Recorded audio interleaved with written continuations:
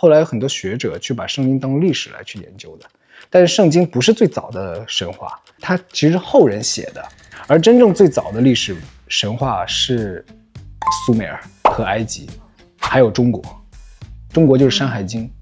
因为目前人类发现的那个文明最早的是苏美尔文明嘛。苏美尔文明就是美索不达米亚，就是那个位置，然后有一块遗迹。我之前讲过苏美尔文明，然后苏美尔它其实壁画上留下了很多文字，然后这些文字呢，好，我认真讲了。现在开始这个主题正式开始。接下来讲的是以上的神话故事。苏美尔文明它的石板上刻了很多的壁画和文字，然后呢就有一个学者，他去研究这个文字，然后和这个壁画，后来发现原来他在讲的东西其实是一个神话故事，讲的是一段他们的祭祀的神的故事。他讲的就是什么呢？就是说之前有一个星球，这个星球每3000多年会来到太阳系一次，然后呢这个星球叫做尼比鲁星球，然后它里面住的人叫做阿努纳奇人。他们来到太阳系之后呢，就开始找资源。为什么呢？因为他们这个尼比鲁这个星球大气层破了，所以他们要修复自己的星球。所以他们来到了太阳系之后呢，就发现地球上有他们想要的能够修复大气层的一个矿物质，而这个矿物质呢就是黄金。然后他们来到了地球上之后呢，他们就开始去造就是开采黄金。造的过程当中可能有点累，就开始用他们的高科技技术、先进文明，然后来去造人工智能，造 AI。然后造了 AI 之后呢，就是类似于叫机器人嘛。然后结果 AI 太智商太高了，太聪明了，然后呢能力又很强。然后有一天就是机器人就罢工了。如果你能造出我们机器人，我们机器人也能造出我们自己的机器人。如果 AI 能够自己造 AI 的话，那它不就成了一个文明了？所以它如果形成文明的话，它就会认为我凭什么要听你的？我们有我们自己的文明了，然后我们就罢工了，不想干了之后就开始打仗，争谁是地球的霸主。打了很多年，打了几万年吧。然后打完之后OK， 阿努纳奇人赢了之后呢 ，AI 就被灭了之后，阿努纳奇人就觉得AI 太聪明了，我们不能造这么聪明的意识体，有意识的这个物质。那我们要造一个那种能够给我们干劳动力的，但是又没那么聪明的。对，你只需要干活就好了，听我们的指令就好了。好，这个时候呢，阿努纳奇人就开始尝试拿地球上的生物来去和他们的细胞相结合，地球上的各种生物来去做实验，直到发现猿类是他们比较想要的，这就是形成了第一代人类，距今大概30万年左右。这个就和那个达尔文的那个进化论是一样的，因为达尔文进化论讲的就是说我们的人类的起源是大概距今30万年，然后从猿类开始进化，然后造人呢，人就开始整天干苦力，然后去挖黄金，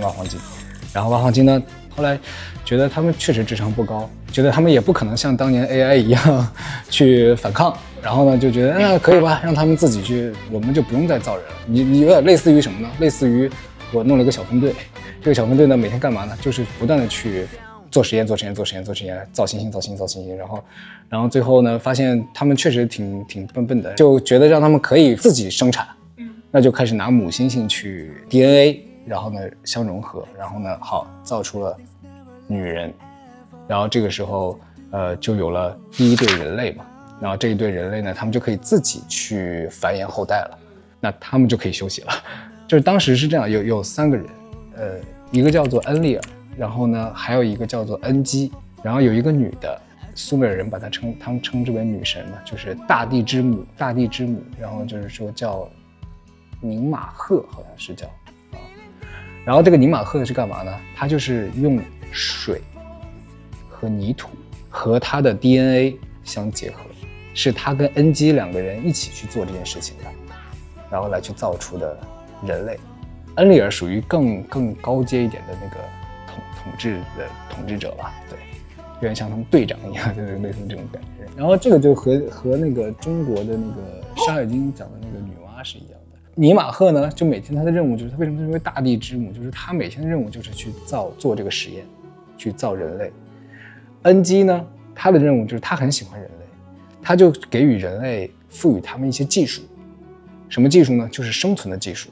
就是说，我教你怎么去生存，比如说捕猎，教你识别食物，然后教你算法，教你使用工具。所以人类很喜欢这2个人，一个叫做恩基，一个叫做尼玛赫。这个其实有点像我们中国讲的那个最早人类的起源是伏羲，是一个女娲氏。然后女娲氏呢，她就是用泥土造人嘛。伏羲是给予人类技术，看那个天象，算那个八卦，然后算节气，24节气什么，就类似这样。《山海经》记载的是说，伏羲跟女娲是人首蛇身，就是他们的身体是蛇的身体，但是是人的上半身，是这样的。他们俩都是长这样。苏美尔里面记载的恩基跟尼玛赫，有一部分的记载说的是也是人首蛇身。这个人首蛇身挺有意思的，我觉得这个我觉得好多神话故事相重叠。有一些古埃及神话说伊西斯是那个牛的那个角什么的，然后呢，也有一些部分的记载说伊西斯他是一个人首蛇身的一个形象，各个地方都有，包括玛雅羽蛇神，他也是人首蛇身，然后包括印度的什么纳迦什么的也是人首蛇身，反正就是他们都是那种很大的神，就是那样的。这个是比较有意思的，各个国家的神话故事相重叠。中国还有一个神也是人首蛇身，就是共工。共工也是一个神，然后他也是一个人首蛇身的一个形象，他发动了大洪水。这就是有中国神话里有3个人首蛇身的人物出现了，对不对？然后我刚刚讲苏美尔里也有个3个人物，这3个人物包括那个恩利尔，他就是那个大哥，他也是人首蛇身。然后呢，好巧不巧的就是恩利尔也是一个发动洪水的。还有一个很有意思的点就是女娲，我们神话故事讲的是女娲补的天造的人，对不对？拿什么补的天？采石，可不可以理解为这个采石不就是黄金吗？他补的天不就是他们星球的大气层吗？闭环了吧？我的神话故事是不是讲的很有意思？纯属虚构啊，纯属虚构，这是我自己整理的，因为我发现这是巧合点。然后我就会想，哎，那如果是这样的话，有没有可能？因为地球它挺大的嘛，这个尼比鲁星球的这些阿努纳奇人来到地球上之后，他在各个地方派出了不同的小分队，比如说我这个飞船停在了埃及，我这个飞碟停在了美索不达米亚，我这个飞碟停在了中国。我们有一个技术，就是我们能共通的相互被一个人发号指令。比如说今天我们的老大让我们发号指令说，哎，你们几个分队开始去研究那个什么地球上的生物啊，相结合啊，你们另一个人去给这些人类去给他们一点技术啊，他们就开始在不同的地方去给技术，不同的地方去做着相同的事情，所以语言不同，给自己的称呼也不同。比如说我们中国这个小分队就说，哎，我叫女娲，哎，我叫伏羲。然后那个维索不达米亚的那个小分队的人说啊，我叫恩利，我叫恩利尔，我叫恩基，哎，我叫尼玛赫。但是我们讲的故事是一样的。你是说最早在一个地方，然后分开了，对不对？这个我也思考过，这是我第一反应想的。我第一反应想就是说，有没有可能以前他们在一个区域坐落的在那里，然后过了几万年，突然那个地壳运动之后分散开了。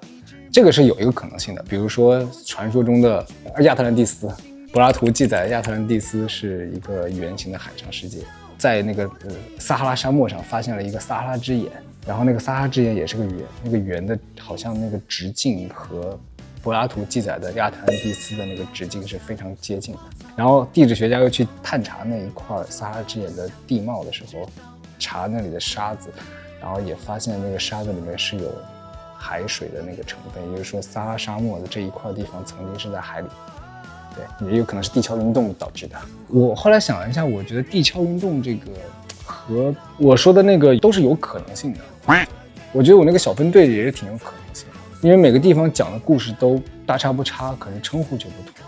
但是他们做的事儿是一样的。泥土造人这个事情，我觉得有一个可能性啊，比如说人类在早期的时候是没有那么高的认知的，他们对这个世界的认知是非常浅薄的。天是什么？那是不是个盖子？我们为什么在地上？我为啥不能飞起来，而你们能飞起来？那这个时候外星人要想快速让你理解，那我只能告诉你，我们是神，所以我们能飞。因为那个时候早期的原始人他们是不能理解你为什么能飞，我不能飞。那我只能告诉你我是神，我说我是别的星球，你都不知道星球是什么。所以他要跟你讲故事，他只能跟你讲，我们来地球的目的是为了拿一块彩色的石头去补天，天破了。我没法告诉你，我是拿黄金去提纯里面的能量，比如说黄金可以提出什么纳米技术啊，什么导电啊什么的。黄金也是个导电嘛，它也是个用纳米技术的那个什么微粒子，然后来去补天。你人类怎么能听得懂呢？所以我只能说天破了，我去补天，用你最快能理解的方式来去告诉你。当然这是我自己捋的，这个我自己瞎想的。如果硬要把这个故事给它圆过来的话，我是觉得那如果这么说，它的逻辑就成立了。我只是觉得每一个神话故事它既然这么相通，那可能真的是不是有点什么东西在里面？因为你无法验证它，但是你没办法否定它。所以我就觉得，那既然它存在的话，我在想我如何用现代的我的认知来去让它闭环。所以圣经里面很多的故事是在去讲的其实是苏美尔的故事，很多的那种很奇奇怪怪的契合点。就好像挺有道理的，好像，然后再结合自己的认知的逻辑来去捋一捋，好像也能捋顺它。